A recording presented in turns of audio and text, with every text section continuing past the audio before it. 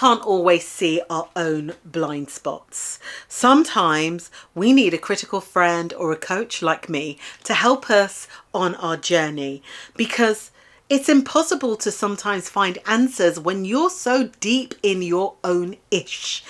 I certainly recommend getting a personal advisory board, and that's a different range of people, not the same types, different types of people who are going to help you and feed back to you. Be careful though, because we know there are some haters out there, but find someone who's going to challenge you, who's going to stretch you, who's going to reflect your brilliance back to you, who's going to let you know that, you know what, you're okay.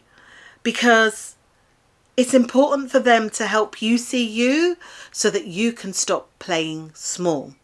You need strategic support, not just cheerleading. So if you're interested in coaching one-on-one as a woman in senior leadership, check me out. That is my bag.